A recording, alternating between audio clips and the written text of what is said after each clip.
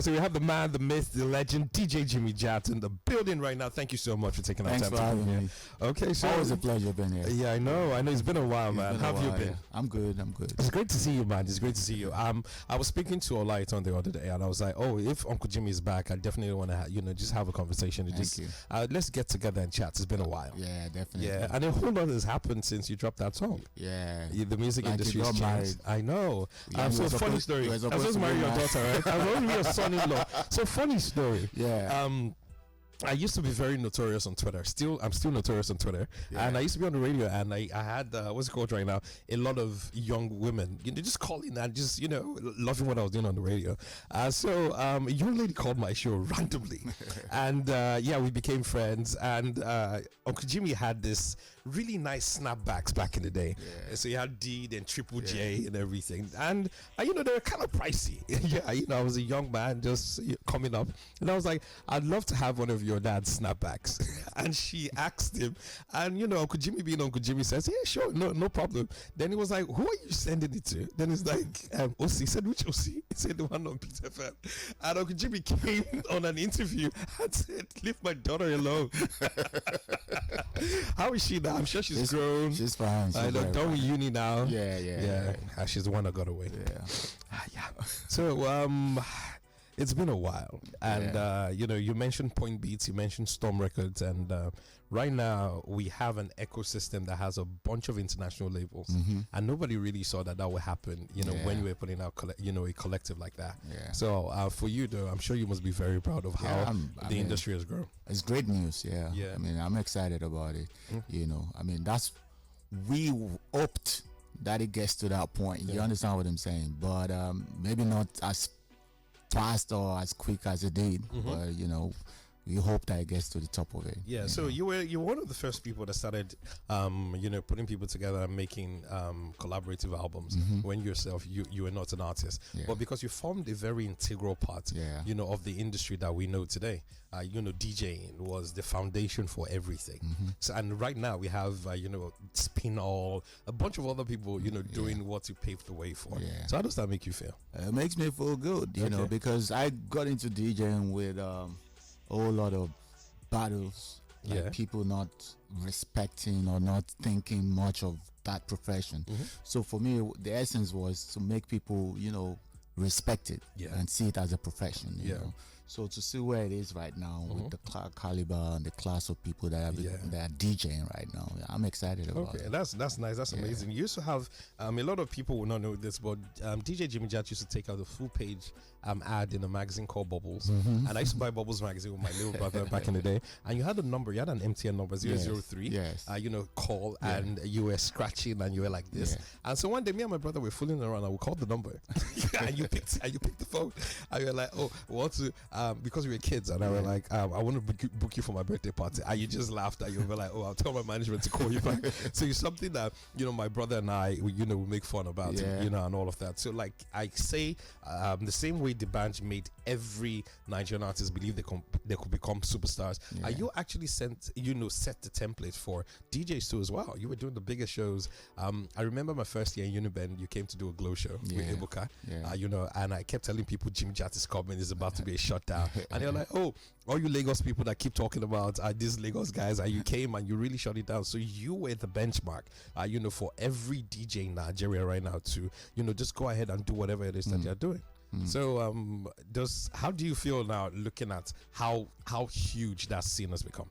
I feel good. Okay. I feel I wanted to say I feel fulfilled, but that might be fulfillment is relative. I know. But coming from where I came from in terms of how I got into DJing, the way it was perceived at that time, back in the day, some naysayers, and then you see where it is right now, and like I said before, the kind of people DJing, how it's just more like football. They used to flog us for playing football. I know.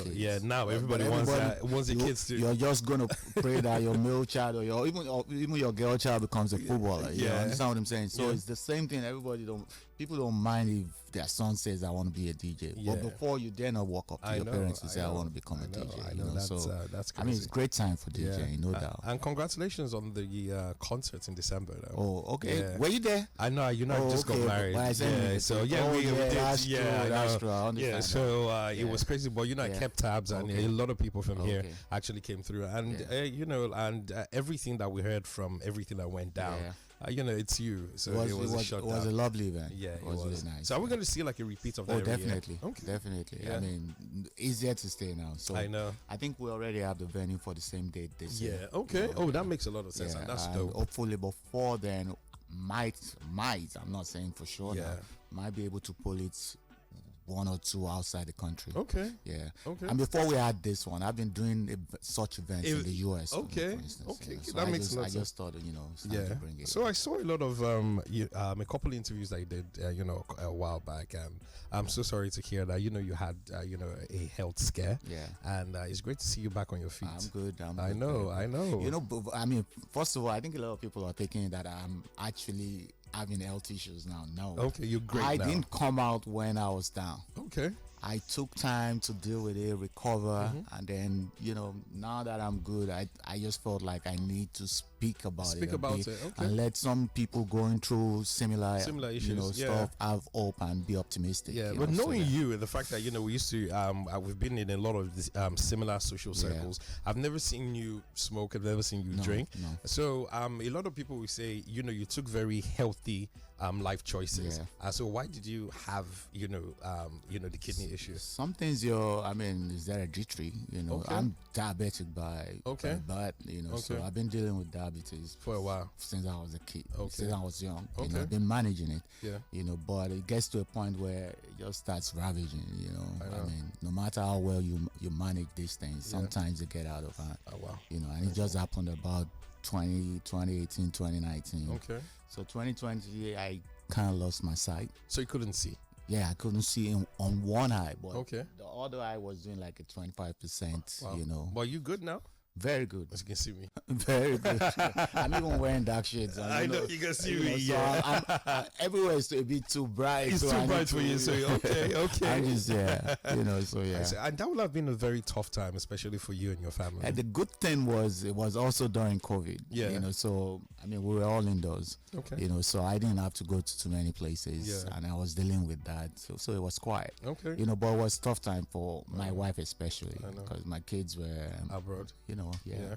And I think it brings us back to the essence of actually finding that one person.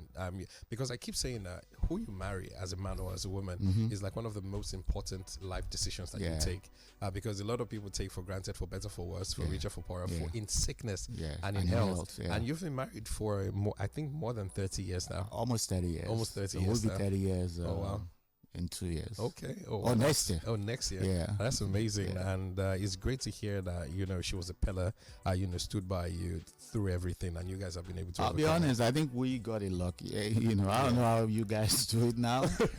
Maybe you're lucky as well. I know. But, I don't think the kind of women we married at our own time and how we got them is what's existing right now. So I see a lot of stuff. I'm like, damn. Yeah. We didn't even have to go through all that. You just fall in love, you find somebody, you date for a while, you see the compatibility and you move on. So you've also been able to lead such a very simple and okay life. You understand, because I could remember you being one of the most booked DJs. At a point in time, you're the highest paid DJ in Nigeria. You understand, you got endorsement deals and everything. So it's almost like you just knew what you wanted and you just went for it. And you found a way to just not allow, the essence of you being a celebrity, just get to you, focused on family, raised, very great kids. And, you were still you. I like simple life. Okay. I think it's easier to live that way. I understand. I don't complicate things. I see people, just complicate issues for themselves, I mean, life is simple. We all have red blood flowing through us. Nobody has blue blood. So pretty much it's how you present yourself. So when I'm up there, this is who I am. When I'm down there, this is who I am, So, some people can't adjust to the difference. You understand what I'm saying, So And the good thing I have is that I'm also surrounded by people that keeps me grounded. Yeah. So I mean, I have people that can knock my head and say, "Guy, waiting they do you." Because they don't call you Jimmy Jatt now, you want to feel like waiting. You understand what I'm saying? Yeah. People that can actually be very honest with you. Yeah. So, and I think sometimes don't believe the hype. Yeah. So a lot of times I think people believe the hype. Like everybody's saying you're the man, and then you start feeling like, oh, I'm the man. Guy, you ain't the man. People just you get what I'm saying. I hear you. I hear you. And then you don't live that life within your own people. Yeah. I see a lot of very famous, popular people, even within their own immediate environment, they're still acting all that, like I'm special. Yeah. You're not special. You're just you, man. You're just you. You're just you. Okay. Are we going to see you put out an album? I'm working on it. I have a lot of unreleased work. Okay. Might rework some of them. Okay. Might record new stuff with like I said, I'm more excited about doing stuff with emerging talents now. I know, which makes a lot of sense. And it was the essence of everything that you used to do back in the day. Because I can remember the song Too Much with Blaze and Sasha P. I think Chemistry was on that one. Yeah. As well, Style It with Mode 9 and Two Face, they were already established names. The only Ella Joe was like the new. But if you go through that Detonation album, the album itself had like maybe over 25 artists on it. 75% of the artists on that album were emerging talent at the time. A lot of them big names now. Yeah, I know. You probably find people like Nice, MI. They weren't even out at that I time. know. There was Verb, there was Gorilla. Exactly. I remember there was KB. There were a lot of them. Terry the Rap Man back in the day. Two Shots. So you just had a way of just bringing people together. Bookie, all those people. So I would love to, see you do same. Right now. And I'm looking forward to that. Where we could just go back to the classic. The whole essence of it, and the whole essence of actually just doing this project. But because I think people moved from that to commercial. Yes. So you're looking for the big names. The big names rather than putting like a concise body. And of even work with the out. big names on my own project, most times I make people do alternative stuff. Yes. Rather than what they would normally do on their own record. So you have a Mode 9 on Style It, for instance. Yeah. That's not a Mode 9 type record. I know. I think that was one of the most commercial I've had Mode 9. Exactly. Yes. Two Face was on that record. Yeah. That's not Two Face type of record. So it's okay. I think this guy will sound good this other way. It's more than 20 years since the Definition dropped. Oh, right? Definitely. Not up to 20 years, but about almost close to that. About 17, 18 years. Yeah. When did he drop though? That's 2007. 2007. That he dropped, but it was actually released in 2006. Okay, cool. Quietly. That was my first. It was part of a compilation. Yeah, but it didn't break out. Then. I know. I could. It's funny as you're talking like that. I can still remember the album cover. Oh, you had your hand in the glasses like this. And it's crazy. And it's wild how these things just stick to your core memories and you just remember them when you're having conversations like this. So like I said, it's great to still have this conversation. And also, you wrote a book. You signed one for me. I go read it from time to time. So we're going to see you drop another one. What else do you want to know about me? I don't know, man. They're all in the book. maybe things that have happened thereafter. Okay. Right? So it might be a reverse version. Maybe a reverse version, right? Yeah. Okay, great. But it's great to, I just wanted to just have this conversation because it's been a while. I wanted to pick your brain as regards, okay, we had I just wanted to see you. Honestly, but to be honest, I'm like, I'm around now. Let me go around, just go around see my guys. It's great to have you. But I'm seeing you, and then there's microphone, so we might as well talk. We might just have a conversation. Yes, so we might just we might as well. So thank you so much for taking our time to being here. Always and I think pleasure. after Styling, one of my favorite songs from you should be Too Much. That's a brilliant song. And that one was because I live in a house with only female. Yeah, I have 2 daughters, my wife, and just me. I'm the only guy. I'm like, man, you must always find a way, find girl a way power, and just understand. Do it. So okay, it's great. So like I said, please let us know when you're doing this new collaboration or new compilation. And I'm looking forward to seeing the new talents that you would work with on that one, and maybe bring some of the OGs too on that as well. So when I say I'm going to work more with you, it's not to say I'm not going to work with you. Definitely. You know, those are my friends and my G's. I know. Yeah. So generally, how do you see the music industry right now? Because, you know, back in the day it was easy. Getting a collaboration was as easy as a phone call or a DM on Twitter or a message on Instagram. And right now you have to clear records. You have to play the politics. So there's a lot of big money. There's a lot of international recognition. But do you think that we've lost the essence of that friendship and brotherhood that used to underpine the industry back without in the a day? doubt, to an extent, you know. I mean, so I look at my relationship with artists right now and artists from way back. It's a bit tighter with the artists from way back.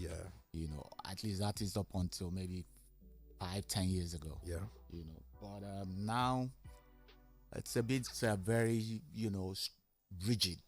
Like it's management talking to each other. It's not you and the artist. Even when you have access to the artist is not in a position to take some decisions. You understand what I'm saying? Because he's signed or he has a contract with somebody that spells out certain things that he can do and he can't do. You know, but before it was, man, if I feel like it, I do it. You know, so So are we now that you're back, you know, full health, are we going to see you like? I see a lot of things that you do online. You know, DJing and getting some of these OGs, you know, to jump on those live. Live that was during COVID. Though. During COVID. It might have been. You know, I think people really got it. When I started posting, but I did it during COVID. So, are we going to see you like play at, you know, venues and events and do stuff? Are you like, you know, doing actively DJing? Within December now, I must have done close to 20 events. Oh wow! Okay. You know, some. I mean, most of them I was booked for. Okay. But some 1 or 2 my own events. Okay. Okay, no problem. It's great to have you back, Uncle Jimmy.